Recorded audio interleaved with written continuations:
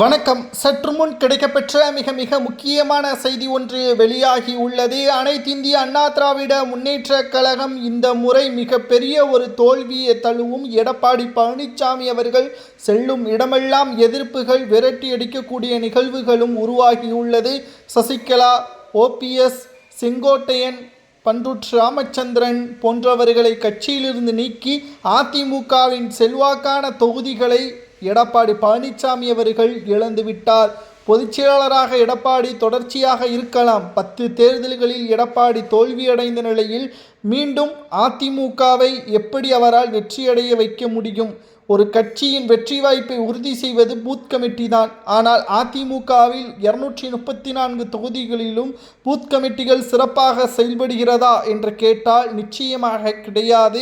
அதிமுக செயல்பாடுகள் அனைத்தும் தற்பொழுது தோல்வியை நோக்கித்தான் சென்று கொண்டிருப்பதாகவும், அதிமுகவில் இருக்கக்கூடிய உண்மையான தொண்டர்கள் சசிகலாவின் பக்கம்தான் இருப்பதாகவும் குற்றச்சாட்டுகளையும் முன்வைக்கப்பட்டு வருகிறது.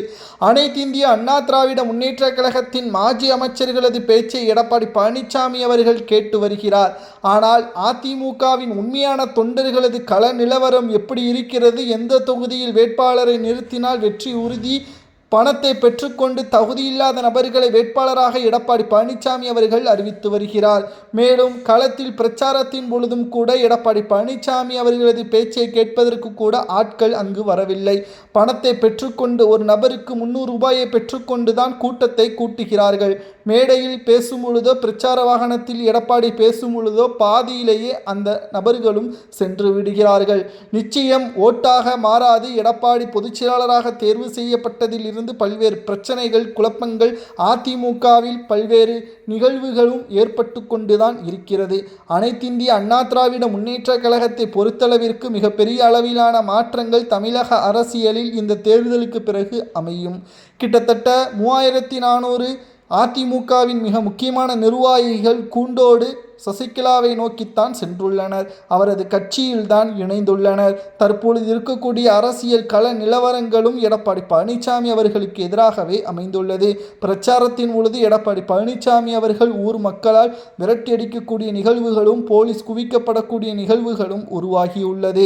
அனைத்திந்திய அண்ணா திராவிட முன்னேற்ற கழகம் இந்த தேர்தலில் தோல்வியடைந்தால் அதற்கு முழுமையான பொறுப்பை எடப்பாடி தான் ஏற்க வேண்டும் என்பதையும் தற்பொழுது நம்மால் பார்க்க முடிகிறது.